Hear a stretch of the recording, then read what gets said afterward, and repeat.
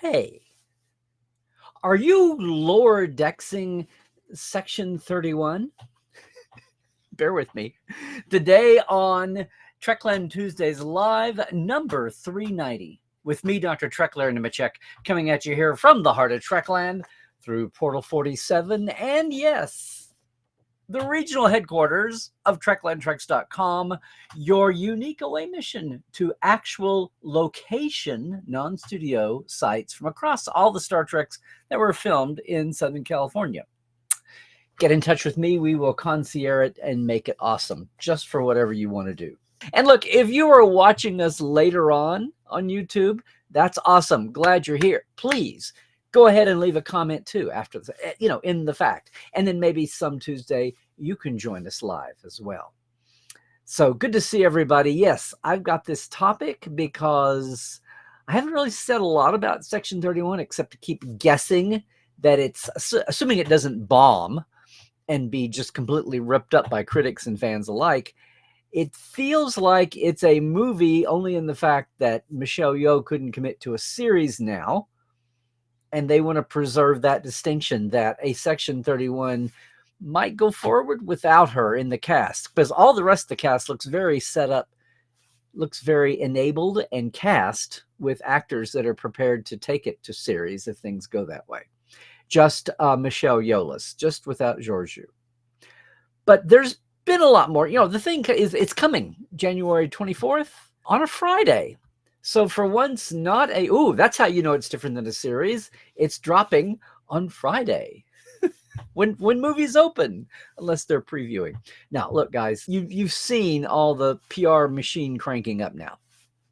It's actually here. Now, still, this is amazing to me how folks' attention is on Lower Decks, even though I think most Star Trek fans' attention isn't on Lower Decks. I think all the animated still suffer from still not live action, whether that's conscious or maybe even unconscious. Do you just not pay as much attention to cartoons as you do live action? I don't know. But for whatever passes for attention right now in the Star Trek sphere, most of it is on Lower Decks. And yes, we're cranking down. We've got episode 9 of season 5. The penultimate is coming this week, and then there'll just be one more, a finale next week. And I think as long as that's all in the atmosphere here, the shows that are filming are low key, right? Strange New, and especially Academy. Academy's the new one. Keep hearing murmurs and things out of both of them, and occasionally you see a little blip of Robert Picardo talks about Paul Giamatti, and apparently they're new pros. So yeah, we have a maelstrom of Trek news, even though it feels diminished just because we just got through 3-4 years of new fresh Trek every week, right? But it's obvious that the machine for Section 31 is cranked up. It's been interesting to watch the reactions, and I'm going to jump in here full. I'm not sure what this thing is going to be. I know what it's supposed to be. I know what I hope it is. What they say it is Mission Impossible meets Guardians of the Galaxy. So heroic behind-the-scenes, secret spy daring do with a lot of disguises and gadgets, mixed with, grim humor, black humor, that kind of that team esprit de corps from the grim side of life, the grim smile. Okay, now I think what they mean when they say Mission Impossible, they mean Tom Cruise Mission Impossible. Can we have Leonard Nimoy? Can we have the original 60s Desilu Mission Impossible that's cool, with the 60s spy flute in the soundtrack? Yeah, that's more, the 60s cool spy movies. And I don't mean just James Bond. I mean even the parodies of James Bond that came out. Because I've never been a huge fan of the Mission Impossibles. They're just, starting with the first one, when the helicopter chased the train through a tunnel for miles and completely blew up the laws of physics and aerodynamics. I couldn't take it. Couldn't take it. The Mission Impossible movies have always been way too slick, way too plastic and slick and dark and CGI or okay, Tom Cruise doing his old stuntsy, whatever.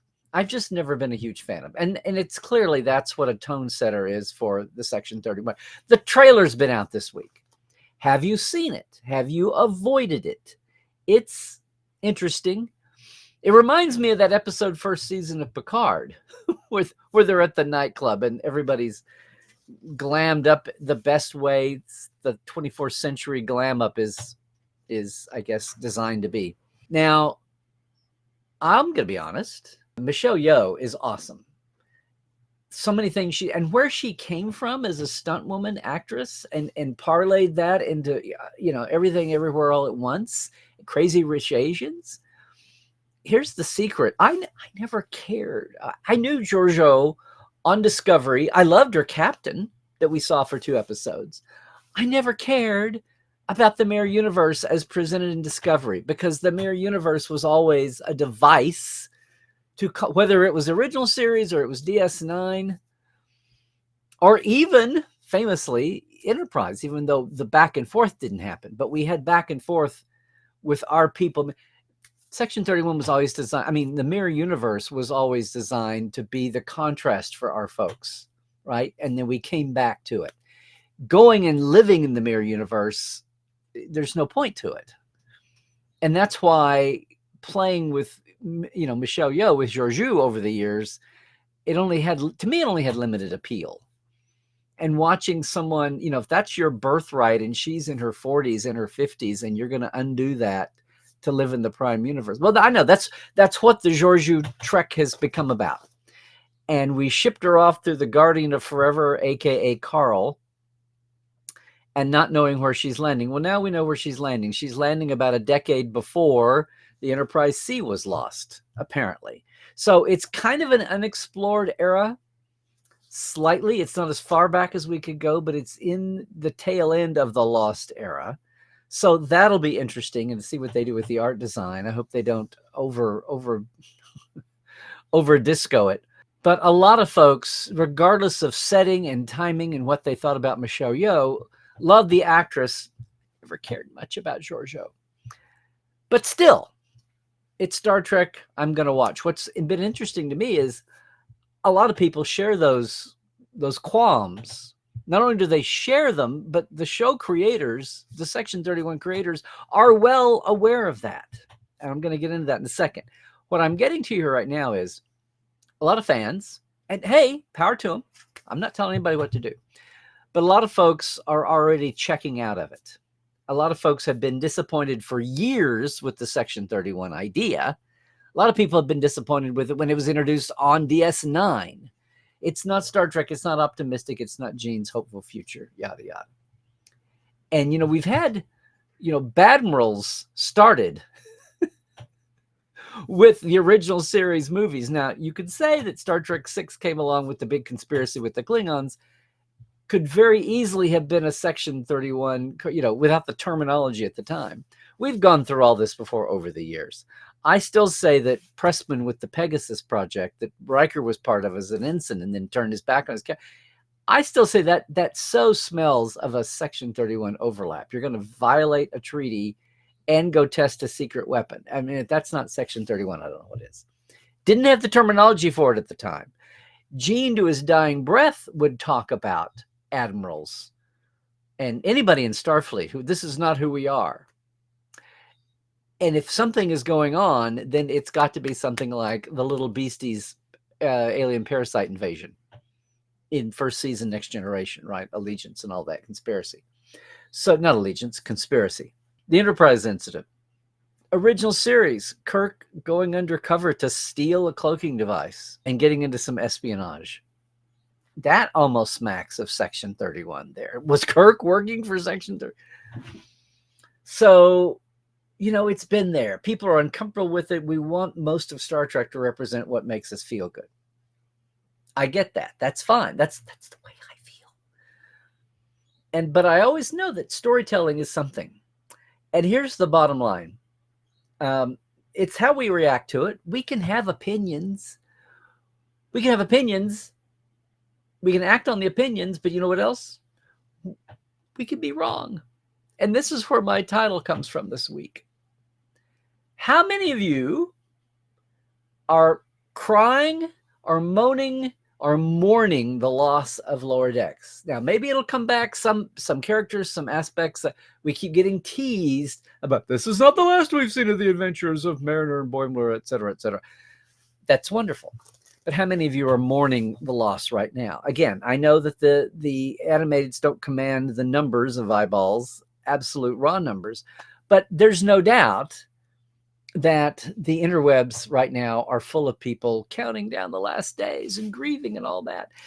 My question is, where were you 5 years ago? Where were you in 2019, in 2020, before the premiere of Lower Decks?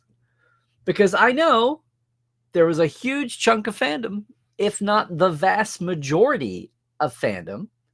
And I don't care whether we're talking about online fandom or we're talking about convention-going fandom. Maybe armchair fandom was a little more mellow. The great unwashed that aren't quantified and aren't sitting here screaming either live or online. Letting themselves be heard might be a more polite word. What I know is I get the sense the vast majority were somewhere on the spectrum of, I am not watching a cartoon Star Trek.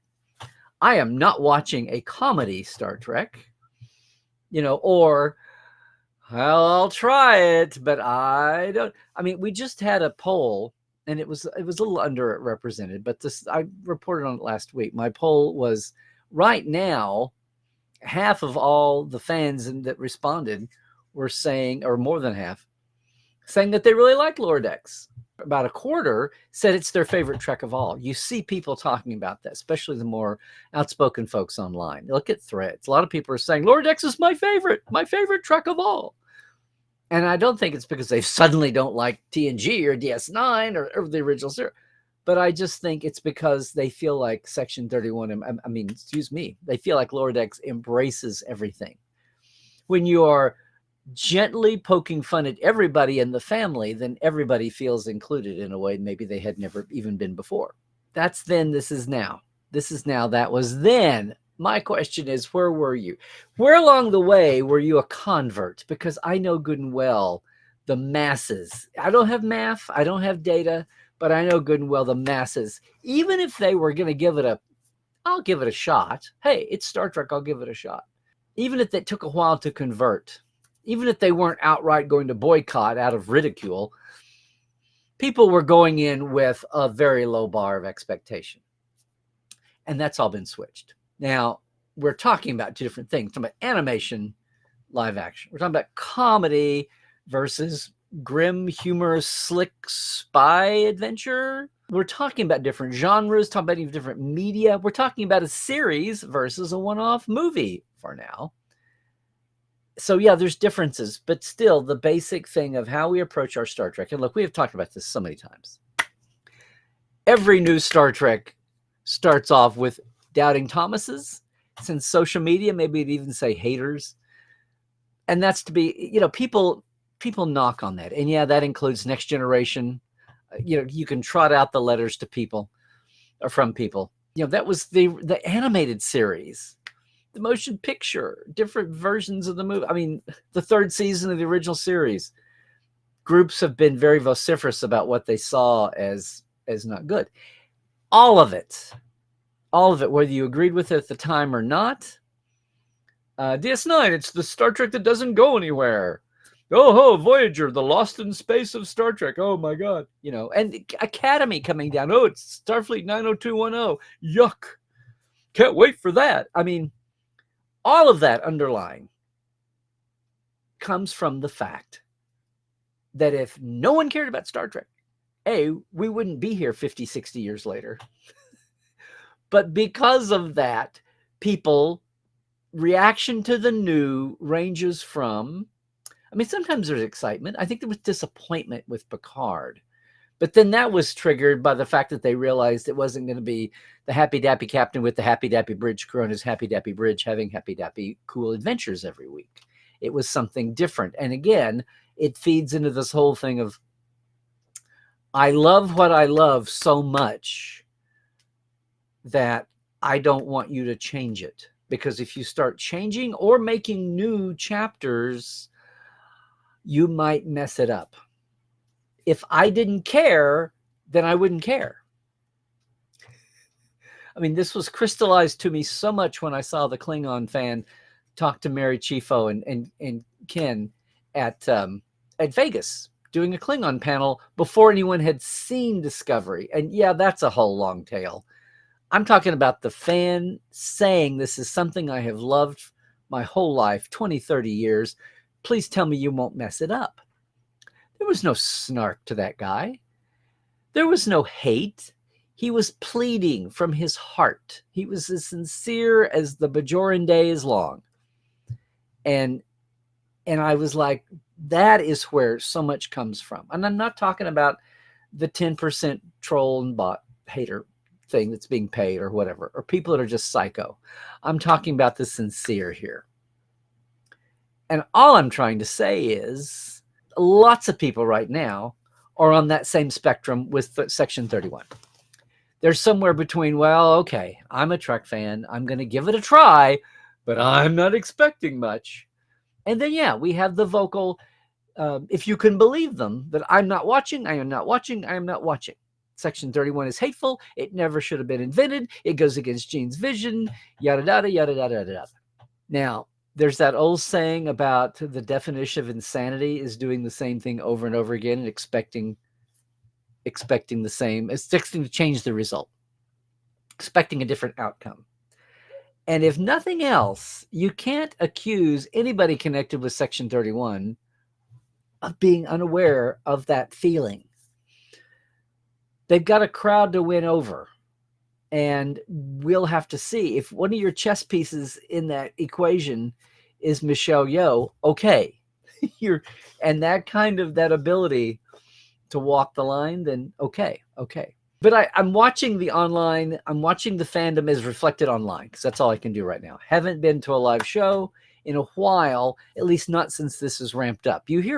I've heard folks, everybody, me included, has a reservation about getting in and wallowing in Section 31, unless it's handled just right on that edge, that grim humor, edge with adventure, with the slick, whatever. They're all heroes. They're all defending the Federation. But let's look at what's going on, what we know. Here's the thing. It's because it's a movie and it's piecemeal and it's had this long history of different people in charge, different people coming and going, being a series, then back to being a movie, and with the backdrop of everything happening with streaming and Paramount behind all of that, right? And being delayed to be the next series, and then the Anson Mount Pike revolution comes in and blows everything in the water, and everybody agrees, yes, we'll do this first. We'll do Strange New first, and bumps it back on the tarmac in the taxi lane. But it's funny, I don't know that people, I think there is the underheard segment of fandom who love Guardians of the Galaxy, but more than that, who love Mission Impossible and can't wait for that slick, shiny, oh, look, everything's in the shadows and I can't see it anyway kind of vibe. We'll see. It feels like it's split fandom, and I don't mean that fandom is like at war over this. At least the one that's online, the one that's paying attention, the one that's, having a little bit of bandwidth left over from watching Lower Decks, which, if you do the math, should be an awful lot of fandom, because most fandom is still not following Lower Decks, as I said. But here's the thing. So, Olatunde Osunsanmi, who's been the overseeing director on Discovery since almost day one, is directing this. Will it be his last entree into Trek? Will he come back and direct some academies? I don't know. Or Strange News? I don't know. But this is what's taken him and consumed his life since Discovery went down. And this is what I mean. They're not in a vacuum. He's been quoted saying at New York Comic-Con, etc., it's almost antagonistic to some of the values of Star Trek, he says. But he thinks there's room in Gene's vision for people who do not want to work together on the bridge of a Starfleet ship. Got into this a little bit with Raffi. And people were either pissed at the Federation of Canon and Starfleet, or they were pissed at Picard, the character, or they were pissed at Alex Kurtzman and Michael Chabon and everybody who was creating Picard out of the gate, which of course was done with Patrick Stewart's, only with his approval. The original tone for seeing Raffi's domicile out in the desert. Yeah, I know, Vasquez Rocks. What, it's not a park anymore? They let private people live there. They let Starfleet veterans recuperate. She was obviously in pain. That was the character setup. Her life had fallen apart. Her family had fallen apart. And people were talking about, they just let their heroes, Starfleet's letting its officers live in a trailer out in the middle of nowhere, be a desert rat. Well, I said at the time, that's the best looking desert rat trailer I've ever seen. She had the best internet in the galaxy, apparently, because she's tapping it. It wasn't quite what basically, the Trekland Tuesdays Live that week, I asked the question, can you force feed Utopia? Can you force feed Utopia? If someone is otherwise mentally well, they had her dependent on the milkweed, not milkweed. They had her dependent on a drug and living like that in depression, extreme depression, being an introvert, isolated, in pain. Well, what was the Federation and Starfleet supposed to do? Like I said, can you force feed Utopia? She found her way back. That's the arc of the character. But the point is, it may be the 21st century, but people can still be there. We may be way more adept at handling their cases. We may be so smart about everything from body chemistry to mental health to, post-scarcity enormity of available treatments and options and all of that stuff. But the bottom line was, are you going to shackle people for their own good? Are you going to dope them up for their own good? Are you going to force them to do things for their own good? Which right now is kind of resonating with the whole homeless situation. But I digress. The point is that apparently, as we see with Raffi, is that we see with others, even on utopic Earth, with humanity, humans, there's room for that. And Tunde here says there should be room in Gene's utopia vision to include the people who do not want to work together on the bridge of a happy-dappy starship. Or even just slug along, doing whatever there is to do in their world of replicators and universal basic income, because you're replicating everything. And Rob Kaczynski, who's one of the cast in a second, said his favorite line is and is a Star Trek fan. So every cast has the hardcore fan in it. And apparently he's going to be it for this cast. They've all learned, they've all researched, but he's the one that's been a fan since a kid. And he took the lead at New York Comic Con, that panel. I hope you saw that. It was very interesting to me. He said he was well aware of all the repercussions, of all the reservations about doing a Section 31 show. He knew it. And he said, look, my favorite line, this is Rob Kaczynski talking. He said, look, my favorite line in all of Star Trek is when Sisko says, it's easy to be a saint in paradise. And yeah, Star Trek has nibbled around the edges of this, especially with DS9. Hello, Bell Riots. Hello, martial law two-parter.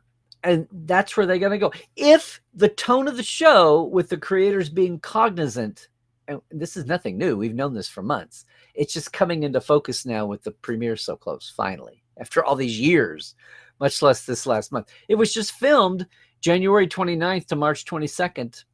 When Disco shut down, some of the platforms and some of they were redressed and all that, but they took great advantage of this Disco sets. It's well aware. They're going to go exploit this sliver of available niche and genre the same way Lower Decks went to explore a previously unexplored niche of the genre and the canon. And one does not necessarily follow the other as far as success goes. You might have somebody go in and take on a tough corner, a tough goal like that, and make it work huge. Somebody else might do the same thing and not land it as well. And I'm not saying, all I've seen is the trailers. All we've heard is the talk. All we've seen is people's reactions. So Can't predict anything, but it is a point. It is a point. Where that falls back on us is, are we going to keep the same attitude only to be exposed or to see that maybe, okay, it's possible, have our opinions, the same way with Lower Decks as Section 31. Again, both series might have a vastly different quality. Both series might have a vastly different appeal to different segments of fandom. The common denominator here is the open-mindedness, because tons of people said they'd never watched Lower Decks. Tons of people, I think, never have, still to this day, gasp. And I'm sure tons of people won't watch Section 31 or pay attention. Unless something happens organically, like with Lower Decks, like with Prodigy. Prodigy is the poor stepchild to all of this, because it was just going to be that kid's show. I'd like to do a poll of how many adults without kids are huge Prodigy fans that wrote the letters and paid the money to have the banners for the Netflix pickup. And we're still waiting, with not without good cause. We're still waiting for the renewal. If the Hagemans and Aaron are still in there thinking it's on the hot seat still, that this is the length of time is not a knock against the chances of a pickup for season 3, then I'm with them. I don't think they're Pollyannas. I don't think they would whinge about this for no reason. And you know what? If nothing else, we know now that there's no cut and dried magic guidebook. Netflix never had one. The rest of the industry doesn't have one. And the world is so segmented and disrupted now that there's no knowns about anything. Everything is possible. Things come back after 3 and 4 years away, 10 years of being away, 30 years of being away. It's a new era. What's really interesting, though, is wherever your headspace is about, are you at least going to give it a chance? Which to me, Star Trek, especially in an era where we don't have fresh all along, and Star Trek has swung back to being a little more, not precious as in unassailable, but precious as in not taken for granted, which when you had fresh Trek every week, it was starting to get that way. It was starting to get a little exhaustion building in, I have to say. It's not a taken for granted right now, and I think people will watch Section 31. I think more people will watch Section 31, or fewer people will absolutely not watch than I think we get the impression right now. It'll be another month. Lower Decks will have been off a month, and maybe they will announce premiere dates for Academy and for season 3 of Strange New by then. Maybe not. We'll see how hungry everybody is into the new year, and we will see what the mood of the country is here in the States 4 or 5 days after Inauguration Day. That said, what is interesting to me is looking at Section 31 and the tone and taking a risk and a gamble to keep it fresh. I know the heartfelt plea here of everybody is to, the comfort food of Berman era Trek. Although people forget what a 180 DS9 was to TNG. And I don't mean the long haul of it. I mean just out of the gate. It's the darker and grittier Trek. That was the tagline for DS9. Because we had an event here that wasn't even a series. It's interesting that this debut and the debate about Section 31, and indeed, what should new Treks look like? What can they look like? What does the audience want? And, what's creatively challenging to go explore that hasn't been explored before? We just had an event that showed one possible, not the total path of the future of the franchise, but what is possible that shows options. And I'm talking about this PR campaign, this lead up, the promotional effort, the awareness campaign for Section 31 follows right after the huge buzz from, it's not a movie, but the Feel Good Project from Otoy, right? That number unification, which, had nothing to do with Romulan Vulcans. But in a practical sense, if nothing else, it was at least a proof of concept for what CG and live action actors and CG on live action, all of that in real time as a producible thing. Both is what the final look could be achieved and how it could be done. And how expensive was that? It's interesting that that we have these two things juxtaposed. One is one is studio driven, one is experimental theater almost, because that's a little bit what Section 31, not to the huge degree, but Section 31 is a risk and a gamble. And it just feels like the attitude that greeted unification is a different, are different generations even talking here? I still feel like the Gen Z, Gen Ys are out there, the younger millennials and Zs, and even alphas. And I don't like wallowing around in the generation labels. I'd rather go by what people are right now, because everybody ages and their attitudes change by the state of where they are in life and what's going on in the world, shaping that. I mean, God, the hippie boomers turned out to be some of the most conservative out there. I know, I'm in one. And I don't get it. I thought the way you are is the way you are. But no, we're malleable, or at least some of us. And that's fandom too, obviously.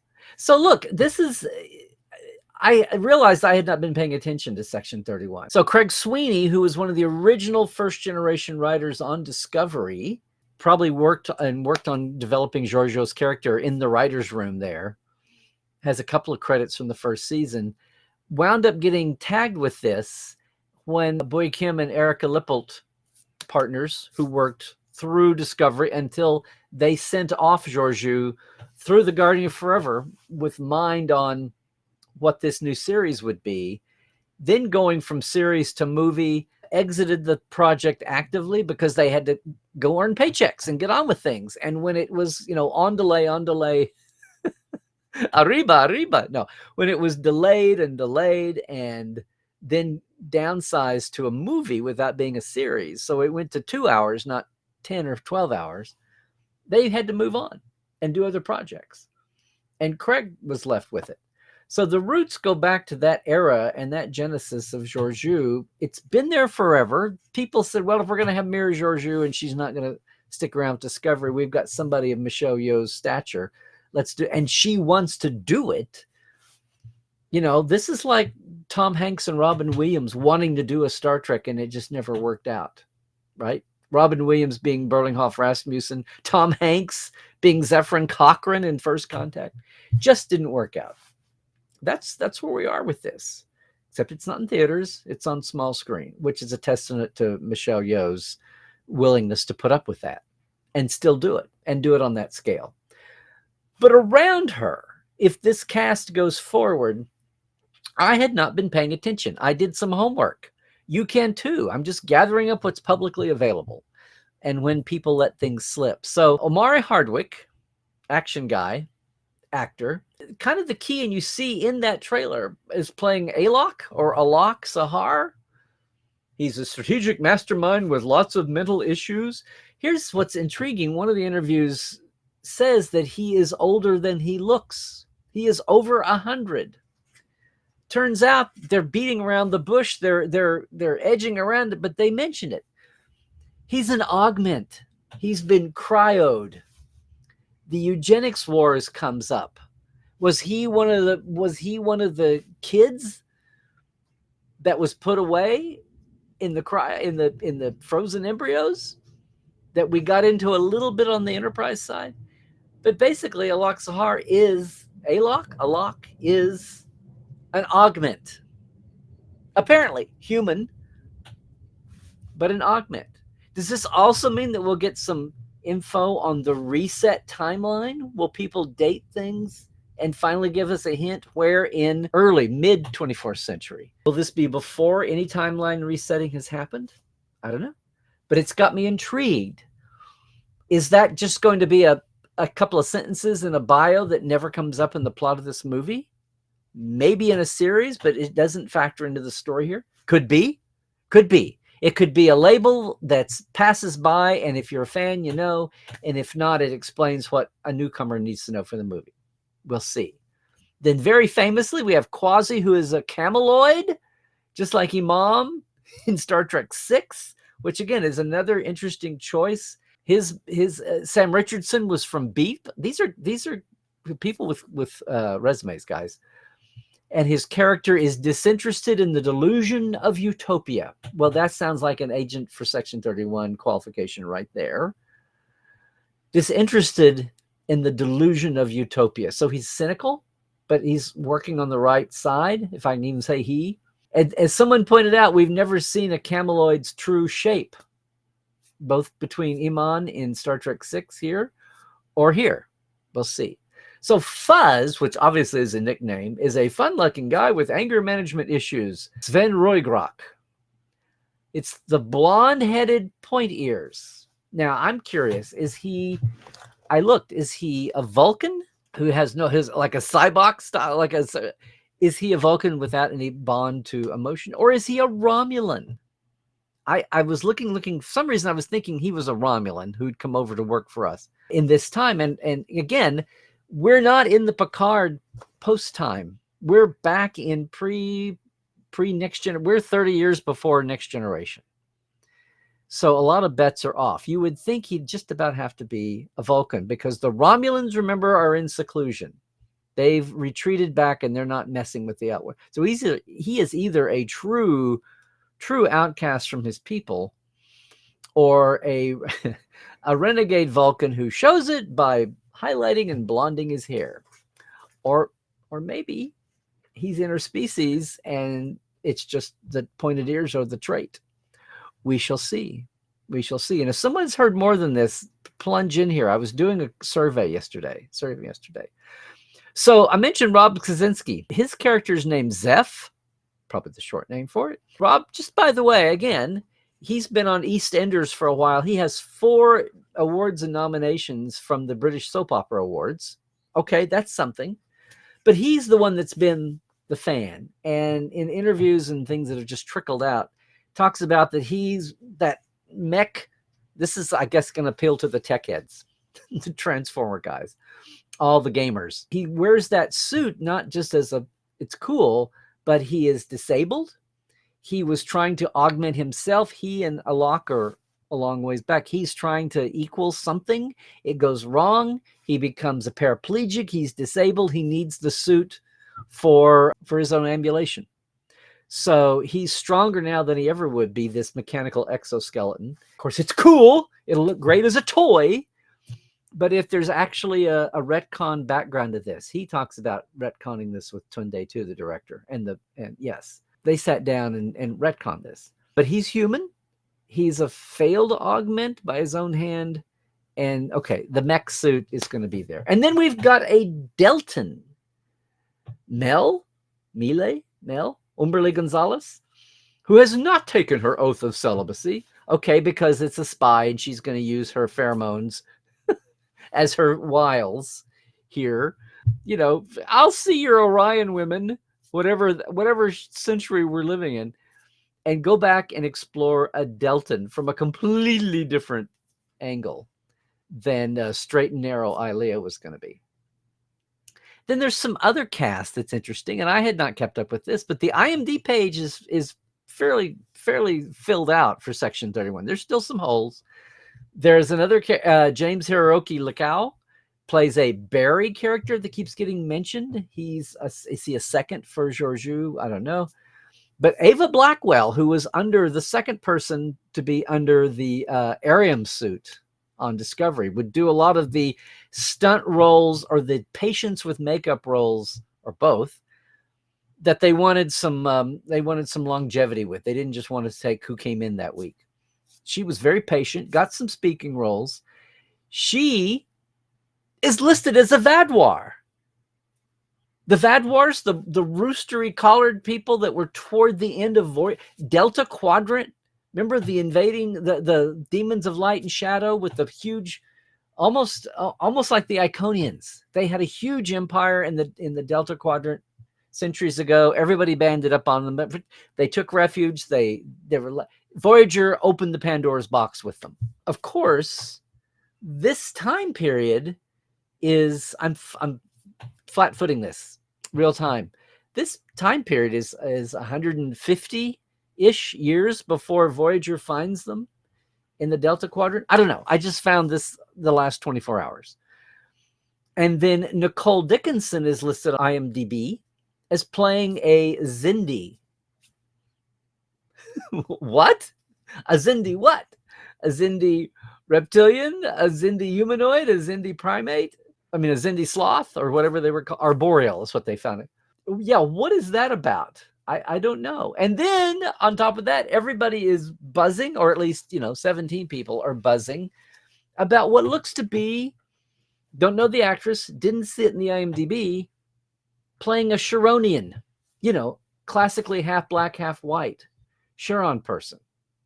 This would be 70 years after the events of Let That Be Your Last Battlefield, when we thought Beale and Lokai were the last two members of their angry race that killed itself. Well, we know that they burned their planet, and we know that they were spacefaring. Never thought about it before, but yeah, what if they had even some baby colonies? Maybe they torched their planet, but maybe they had a lunar colony somewhere. They were obviously spacefaring, right? Beale was chasing the stolen shuttlecraft, right? Or had a stolen shuttlecraft.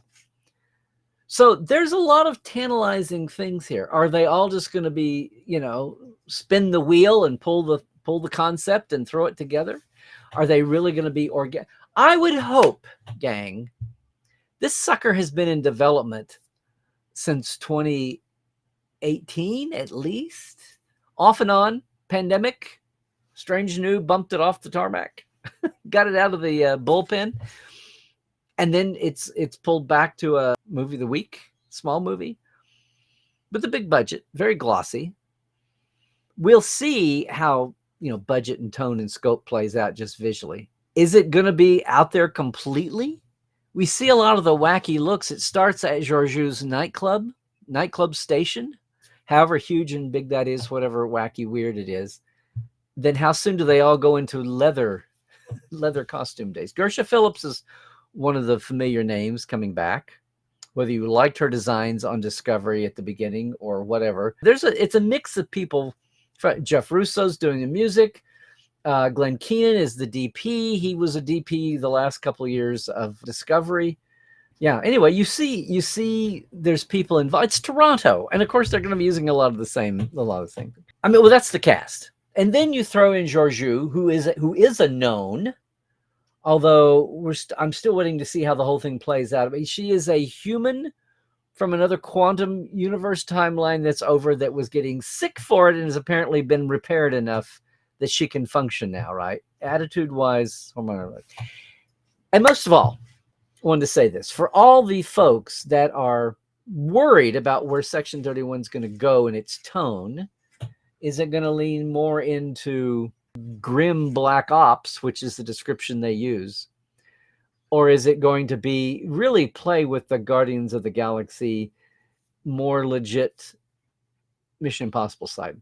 In the middle of all this is none other than Rachel Garrett, the Enterprise C's captain, 10, 11 years before we meet her in yesterday's Enterprise, played by a different actress, obviously, Casey Rohrl. But she's talked about not being a Trek fan, but going and doing her homework and embracing everything that you get from Captain Garrett and that time period without copying. She's trying to inhabit in the best way, as we've seen as things have been retcast. But here's the thing. She has no idea what's going to happen to her in 11 years. I'm hoping she's not a captain yet. Maybe she is. Commander, Lieutenant Commander here. But most of all, she's the handler, okay? She's the Starfleet lackey that's planted there to make sure things go well. Now, she didn't exactly strike me as a renegade in yesterday's Enterprise. She's the Rick Berman for Gene Roddenberry here. She's meant to be there to make and you get it in the trailer. I'm here to make sure that you do everything and without killing anyone. No deaths. And then, of course, they snortle and laugh at that because you've got the band of Dirty Dozen here-ish. And she'll be on her own arc. But she's there to ground things. And I hope it doesn't become a trite cliche, like Picard not beaming down. I hope it doesn't become this cliche that, they have to push her, or they have to sneak around without her, or they go off and do a plot and then she's brought in. And then that's a worthwhile trope if it's done really well. I hope it's not treated cheaply. But in the middle of a setup like this, yeah, she's there to maintain Starfleet's legitimateness. She's the Section 31 Starfleet crossover. Makes you almost wonder, if she's had experience with Section 31, what was going on when the Enterprise C was lost? What might all have been in play, and how they wound up.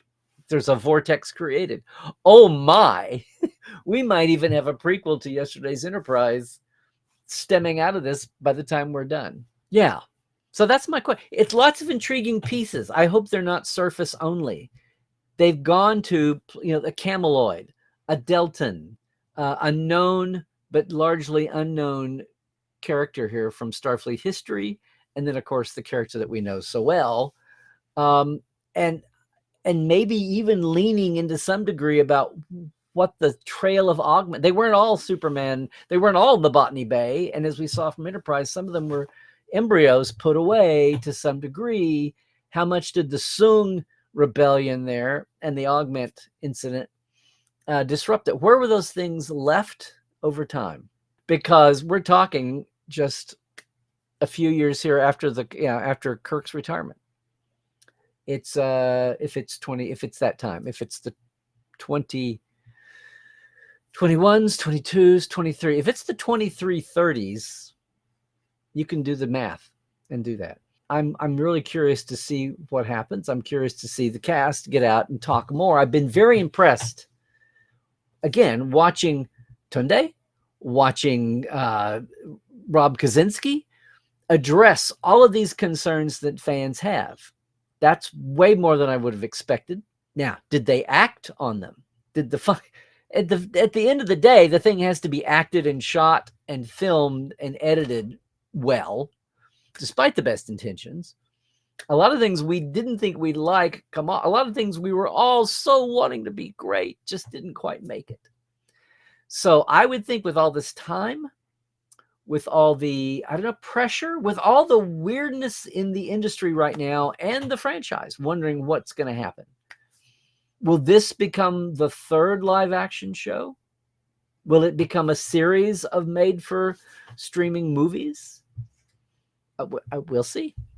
We'll see. Will this be good enough to further bump such as a legacy coming back? Will people be pissed at it for that? Will it keep this niche of movies?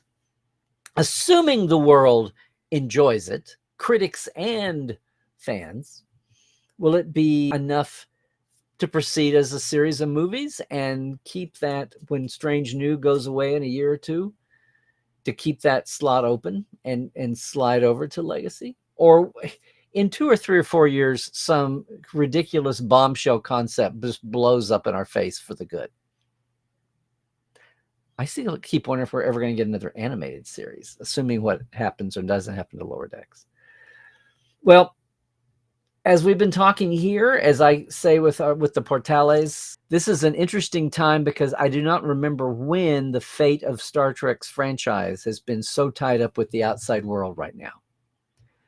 With the state of Paramount's new ownership and with the state of the entertainment industry and streaming at large.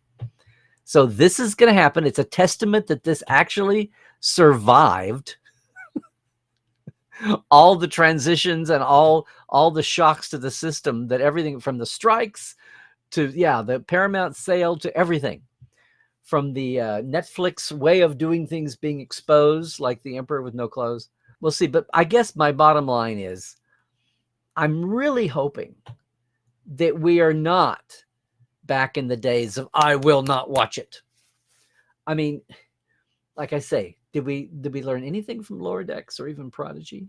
I'm not telling anybody whether you enjoy it or like it or not, but can we just go back to the days of, well, I watch all Trek and some are my favorites more than others? Can we get there? I mean, in 93 to 99, the first time we had 2 series up against each other, DS9, for the first year it was TNG, then Voyager. People seem to either pick their favorite, or in the technology of the time, they just fell off. They're watching one on their crappy little indie station. They're watching one on their crappy little station that UPN was able to get by then. And the fandom split. And even quit going to TNG movies. And things just kind of devolved. Was that the technology, the distribution of the time? Because no, that's not going to repeat again. You tell that to people today and they at you. So that was the last time we had multiple series on. And they were going simultaneously, long seasons. We've gone from, peak Trek, fresh Trek every week, to now more isolated bits and pieces. And will that play into how people see Section 31?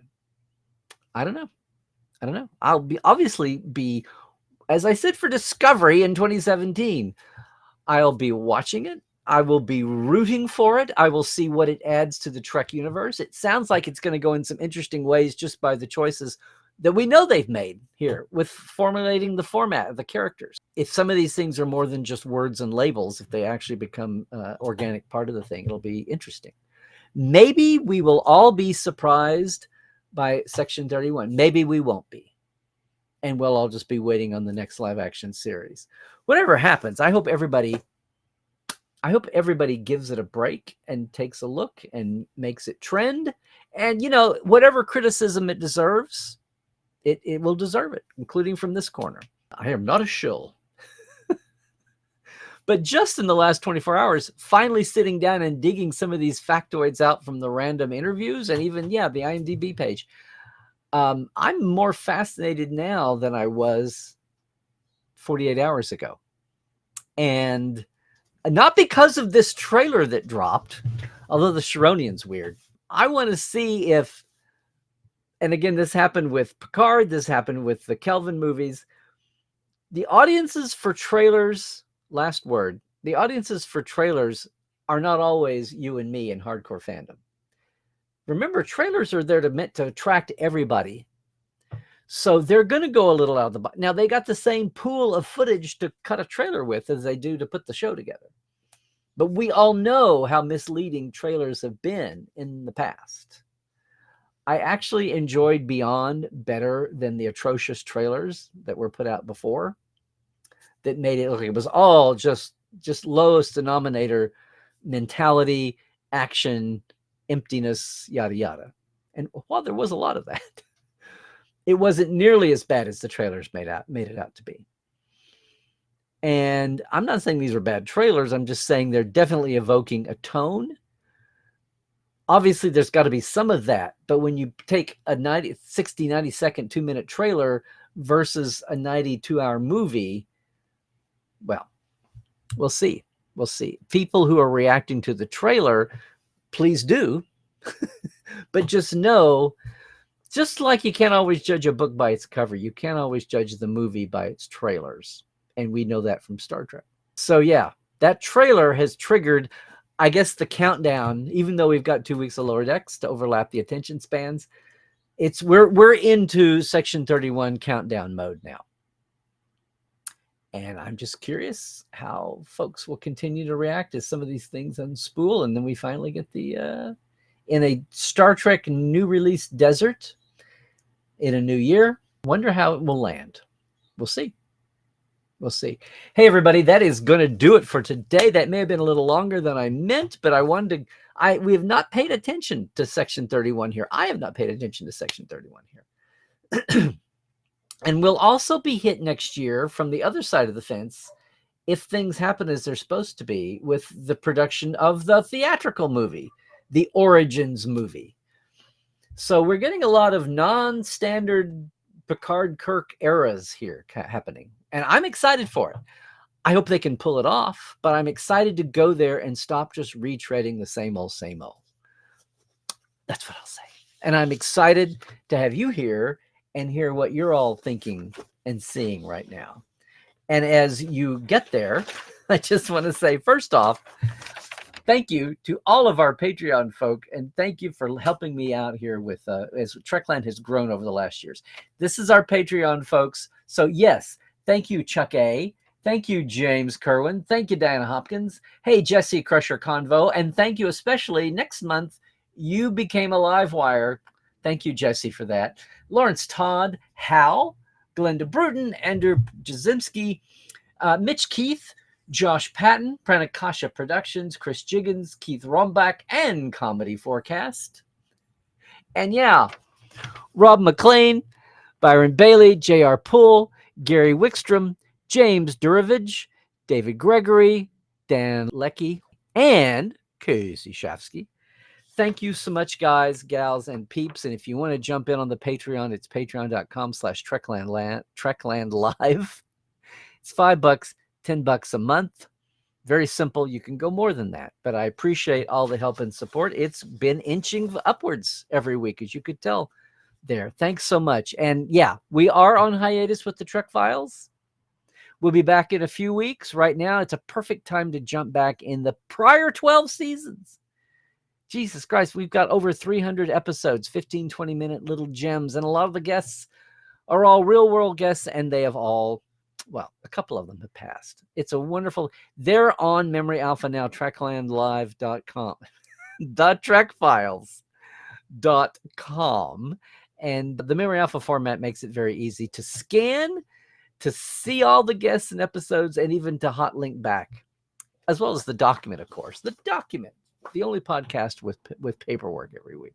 Gang, here's where we are. It's Larry Nemecek. Yes, at Blue Sky, as well as Twitter X for now still. And YouTube, have you liked and subscribed yet? Larry's Trekland on Facebook and Instagram. It's kind of a hectic time right now. I'm going to have some big news to talk about in a couple of weeks, few weeks. Portal47.net, though, you can jump in right now. And go check out the portal page. But, in fact, we've got to do this. I want to make sure everybody knows that we are back with our Christmas bonus. Yes, we are. I love it. Portal 47 in a box. What is the worst thing about having a digital present? Nothing for the tree. We solved that with the Portal 47 in a box. Plus, we've got the last note card from Gene Roddenberry, his Christmas note card for all the orders and gifts that went out in the holiday season. The 1990 Christmas gift card. You can have one of those plus the member pin plus 6 months. It's a month off. Those bonuses, that's our holiday gift.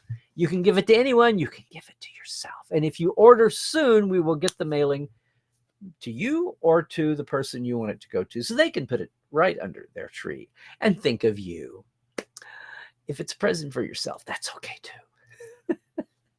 Also, and I got to see how soon this cuts off, but right now at our TeePublic store, it's a $16 t-shirt, the basic thing. Of course, there's cups, there's mugs, guys.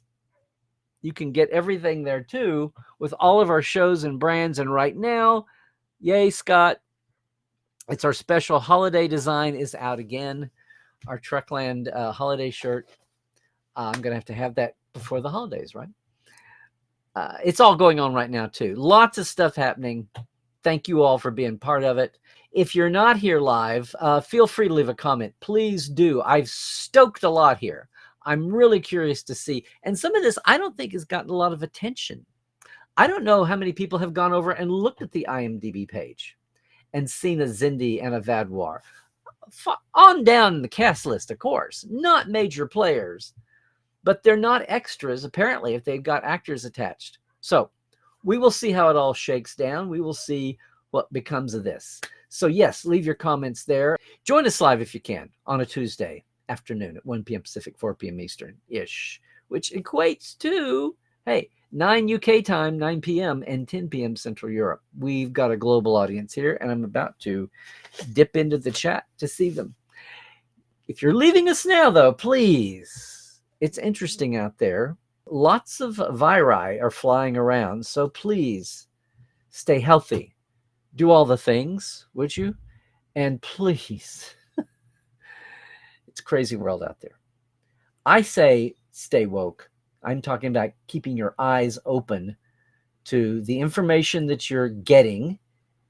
We say check the sources, but also be aware of the information that you may not be getting. Yeah. Trek well, everybody. As you go about your holidays, stay safe out there.